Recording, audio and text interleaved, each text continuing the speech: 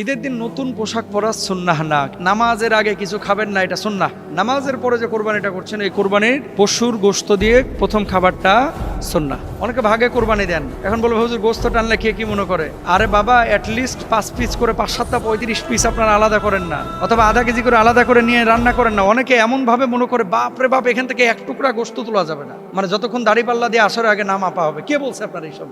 একটা ঠ্যাং কাটা হয়ে গেছে, কোপানো হয়ে গেছে, ওখান থেকে 2 কেজি গোশত নিয়ে যে রান্না করে সবাই মিলে খান না, এটা তো সুন্নাহ। আপনি যখন ঈদগাহে গেলেন, ইমামের পিছনে দাঁড়াইলেন, আল্লাহু আকবার ইমাম সাহেব বললো, আপনারাও বলবেন। এই যে হাত তুলে হাত বেঁধে নিলেন, রুকুতে যাওয়ার আগে এবার অতিরিক্ত তাকবীরগুলো ইমাম সাহেব দেবেন, যেমন আল্লাহু আকবার বলে হাত তুলে হাত ছেড়ে দেবেন। শরীয়তে এই যে আমাদের হানাফি স্কলাররা অনেকে বলেন যে ঈদগাহে মেয়েরা যাবেন না, এখন অনেকে বলেন যে মেয়েরা হাটে যাচ্ছে, মাঠে যাচ্ছে, ঘাটে যাচ্ছে, পথে যাচ্ছে, সব জায়গায় মেয়েরা যাচ্ছে, আর হুজুররা খালি মসজিদে আর ঈদগাহে মেয়েদেরকে আটকাচ্ছে। রাসূল আকরাম সাল্লাল্লাহু আলাইহি ওয়াসাল্লাম এই যে এই নামাজ, ঈদের নামাজ যে আমরা আদায় করেছি, অতিরিক্ত 6টা তাকবীর দিয়েছেন, আবার কোনো কোনো বর্ণনায় 12টা তাকবীরের কথা বলা হয়েছে। আপনি যখন ঈদগাহে গেলেন, ইমামের পিছনে দাঁড়াইলেন, আল্লাহু আকবার বলবে ইমাম নামাজ শুরুর সময়। ঈদের নামাজের পরে কিন্তু খুতবা, আর জুমার নামাজের আগে খুতবা। আল্লাহু আকবার তিনি বলতেছেন, আপনারা আল্লাহু আকবার বলে হাতটা তুলে হাত বেঁধে নেবেন সবাই। আল্লাহু আকবার ইমাম সাহেব বললো, আপনারাও বলবেন। এই যে হাত তুলে হাত বেঁধে নিলেন, এরপর ইমাম সাহেব আল্লাহু আকবার বলে হাত ছেড়ে দেবে, আবার আল্লাহু আকবার বলে হাত ছেড়ে দেবে, আপনারাও হাত ছেড়ে দেবেন। এরপর আল্লাহু আকবার বলে হাত বেঁধে নেবেন, ঠিক আছে? হাত বেঁধে নেওয়ার পরে সূরা ফাতিহা পড়বে, আপনারা শুনবেন, সূরা মিলাবে শুনবেন, রুকু হলো, সিজদা হলো, এরপরে আপনি দাঁড়ায় গেলেন। দাঁড়ায় যাওয়ার পরে ইমাম সাহেব প্রথমে সূরা কিরাত পড়লো, অন্যান্য নামাজের মতোই। সূরা কিরাত পড়ার পরে রুকুতে যাওয়ার আগে এবার অতিরিক্ত তাকবীরগুলো ইমাম সাহেব দেবেন, যেমন আল্লাহু আকবার বলে হাত তুলে হাত ছেড়ে দেবেন, আল্লাহু আকবার বলে হাত তুলে হাত ছেড়ে দেবেন, আল্লাহু আকবার বলে হাত তুলে হাত ছেড়ে দেবেন, এরপর আল্লাহু আকবার বলে আপনার রুকুতে চলে যাবেন। এটা গেল হচ্ছে তাকবীরের নিয়ম। এরপরে রুকু সিজদার পরে অন্যান্য নামাজের মতো আপনি নামাজ শেষ করলেন, অন্যান্য নামাজে যা পড়েন আপনি তাই পড়বেন। এবার আসেন মেয়েরা ঈদগাহে যাবে কিনা।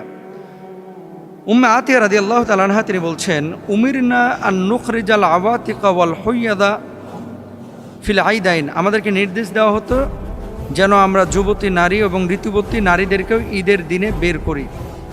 ঋতুবতী নারীর বিধান, ঋতুবতী নারী মানে যারা হাইজ বা মেনস্ট্রুয়েশন আছেন তারা নামাজ পড়বে না, কিন্তু ঈদগাহে গিয়ে দোয়া এবং খুতবায় অংশ নেবে। এখন শরীয়তে এই যে আমাদের হানাফি স্কলাররা অনেকে বলেন যে ঈদগাহে মেয়েরা যাবেন না। আরব বিশ্বের মেয়েরা পরিবেশ পাচ্ছেন, তারা যাচ্ছেন। বাংলাদেশে যদি কোনো ঈদগাহে পরিবেশ থাকে, আপনারা মেয়েদেরকে নিয়ে যাইতে পারেন, কিন্তু যদি ঈদগাহে পরিবেশ না থাকে, ফিতনার আশঙ্কা থাকে, তাহলে আপনারা সেখানে নেবেন না। এখন অনেকে বলেন যে মেয়েরা হাটে যাচ্ছে, মাঠে যাচ্ছে, ঘাটে যাচ্ছে, পথে যাচ্ছে, সব জায়গায় মেয়েরা যাচ্ছে, আর হুজুররা খালি মসজিদে আর ঈদগাহে মেয়েদেরকে আটকাচ্ছে।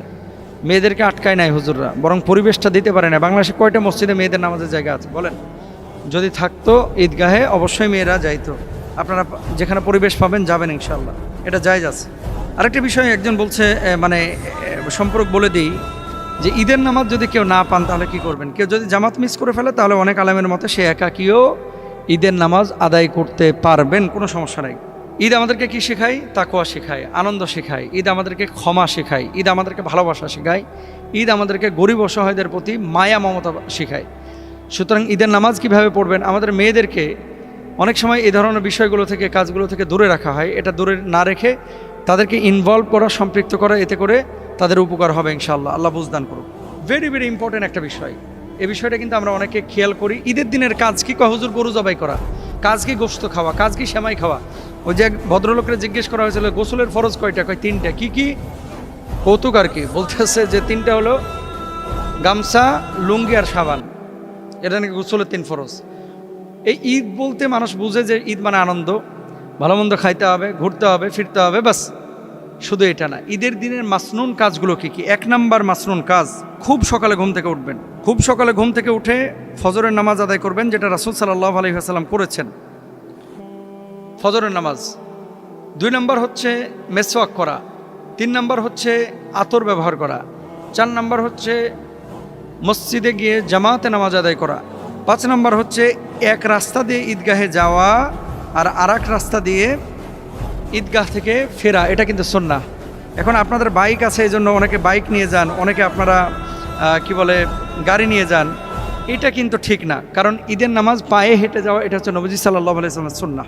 এটা খেয়াল রাখতে হবে। এরপর হচ্ছে গোসল করতে হবে। রাসূল আকরাম সাল্লাল্লাহু আলাইহি ওয়াসাল্লাম ঈদের নামাজের আগে গোসল করতেন। দেখেন মেসওয়াকের ব্যাপারে যে কথাটা বললাম, নবীজির হাদিস হচ্ছে লাউলা আন আশুক্কা আলা উম্মতি লা আমারতুহুম বিসওয়াক। যদি আমার উম্মতের জন্য কষ্টকর না হতো তাহলে উম্মতের মেসওয়াকের একেবারে পার্মানেন্ট নির্দেশ নবীজি দিয়ে দিতেন। এটা নবীজি নিজে বলছেন, যদি কষ্ট না হতো। এর জন্য নবীজি সাল্লাল্লাহু আলাইহি ওয়াসাল্লাম নামাজে ঢোকার আগে কিন্তু মেসওয়াক করতেন, ওযুর আগে সময় কিন্তু মেসওয়াক করতেন। আপনারা করার চেষ্টা করবেন ইনশাআল্লাহ। ঈদের দিন নতুন পোশাক পরা সুন্নাহ না, কিন্তু সুন্দর পরিপাটি পবিত্র পোশাক পরা এটা হচ্ছে সুন্নাহ। বুঝাইতে পারছি মনে হয়। আপনারা ঈদের দিন নতুন পোশাকটাকে একেবারে ম্যান্ডেটরি মনে করেন যে নতুন পোশাক পরতে হবে, না, পুত পবিত্র পোশাক পরতে হবে। এটাই হচ্ছে নবীজির কথা। ঈদুল ফিতরের নামাজ কিন্তু এটা না, এটা হচ্ছে ঈদুল আজহা। আপনারা বলেন কোরবানি ঈদ, কেউ বলে কোরবানি ঈদ, কেউ বলে বকরি ঈদ, আবার কেউ বলে বখরা ঈদ।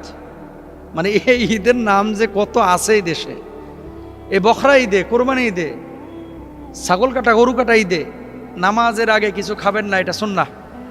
সুন্নাহ কি? নামাজের পরে যে কোরবানিটা করছেন এই কোরবানির পশুর গোশত দিয়ে প্রথম খাবারটা সুন্নাহ।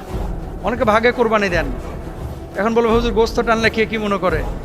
আরে বাবা, অ্যাটলিস্ট 5 পিস করে 5-7টা 35 পিস আপনারা আলাদা করেন না, অথবা আধা কেজি করে আলাদা করে নিয়ে রান্না করেন না। অনেকে এমনভাবে মনে করে বাপরে বাপ, এখান থেকে এক টুকরা গোশত তোলা যাবে না, মানে যতক্ষণ দাড়ি পাল্লা দিয়ে আসরের আগে না মাপা হবে। কে বলছে আপনারা এইসব? বুঝেন না, সোজেন না। অনেক মানুষ এগুলো বুঝে না।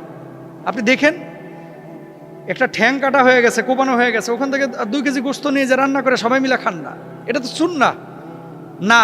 ওই চাচা আসরের আগে মাপবে, মাপার পরে তারপরে গোশতের উপরে যখন মাছি বসবে এরপরে নিয়ে যে রান্না করবে। কোথায় পেয়েছেন এগুলা? এই সমস্ত কুসংস্কার দূর করতে হবে। মাইন্ড করেন না, একটু শক্তভাবে বলতেছি, কারণ এগুলো আপনারা বলা তো দূরের কথা, আমরাও যখন বলতে যাই নতুন নতুন হুজুর, নতুন নতুন ফতোয়া। আমার বাপ দাদা এগুলো করে আসছে সারা জীবন, বাপ দাদা সারা জীবন এগুলো করে আসছে, এর লেগে আমাদের কথার বেল নাই। কাকা, শরিয়াকে শরিয়ার জায়গায় রাখতে হবে এবং আপনাদেরকেও খেয়াল রাখতে হবে, বিধান যেভাবে দেওয়া হয়েছে সেভাবে মেনে নেন ইনশাআল্লাহ। এরপর আসেন, রাসূল সাল্লাল্লাহু আলাইহি ওয়াসাল্লাম এই কাজটা করেছেন, তাকবীর পাঠ করা। তাকবীরটা কি? আল্লাহু আকবার, আল্লাহু আকবার, লা ইলাহা ইল্লাল্লাহু, আল্লাহু আকবার, আল্লাহু আকবার, ওয়ালিল্লাহিল হামদ। ঠিক আছে, এই তাকবীরটা আপনারা বেশি বেশি পড়বেন ইনশাআল্লাহ। এরপরে ঈদগাহে যাওয়া, হেঁটে যাওয়া, এগুলো তো বললামই, এক রাস্তা দিয়ে যাওয়া, অন্য রাস্তা দিয়ে আসা। খুতবাটা মনোযোগ দিয়ে শোনা। ঈদের নামাজে খুতবা চলতেছে, পেছনে বসে বসে মোবাইল টিপবেন, জায়েজ নাই। খুতবা চলতেছে, অনেকে আপনারা কি করেন, ওই কালেকশন শুরু করেন। ইমাম খুতবা দিচ্ছে আর আপনি টুপি নিয়ে হাজির, টুপি নিয়ে কালেকশন দেন, ইমামের জন্য কিছু দেন, ঈদগাহের জন্য কিছু দেন। না, খুতবার সময় কোনো কালেকশন হবে না, দোয়ার আগে করবেন। এরপরে মুসলমানদের সাথে সাক্ষাৎ করবেন, আত্মীয় স্বজন যারা আছে, খালা ফুফু, এদের সাথে দেখা সাক্ষাৎ করবেন। হারাম কাজগুলো থেকে বাঁচতে হবে, গান বাজনা থেকে বাঁচবেন, বেপর্দা চলাফেরা, অশ্লীলতা, অপচয়। হুজুর সারা বছর কিচ্ছু খায় না, খালি ঈদের দিন ডলে। কথা বলছেন? ঈদের দিন এই যে ডলে ডলে খায়, গাঞ্জা গুঞ্জা যারা খায় সারা বছর যেমন হারাম, ঈদের দিনও হারাম। সারা বছর খায় না, ঈদের দিন রয়্যাল এনফিল্ড নিয়ে ওই চিপার মধ্যে যায়, বেড়িবাদের ওই চিপার ভিতরে গিয়ে অনেক সময় মাদক সেবন করে। এই চিপা চাপায় যেগুলো থাকে এগুলো হচ্ছে ছাপড়ি পোলাপান, এগুলো বদমাইশ, এগুলো থেকে দূরে থাকতে হবে। এটা ঈদের সাথে সম্পৃক্ত না, এগুলো হারাম কাজ, মাদক সেবন করা যাবে না। আল্লাহ বুঝদান করুক, আমিন বলেন। এরপরে হচ্ছে আল্লাহ সুবহানাহু ওয়া তাআলা ঈদ যে আপনাকে দিয়েছেন, এই ঈদটা হচ্ছে ক্ষমার জন্য। আপনি আল্লাহর কাছে বলবেন যে আল্লাহ আপনি আমাকে মাফ করেন, ক্ষমা করেন। সাহাবীরা কাঁদতেন ঈদের দিন, আপনিও কাঁদবেন ইনশাআল্লাহ। আল্লাহ তাআলা আমাদেরকে বোঝার তৌফিক দান করুন, আমিন।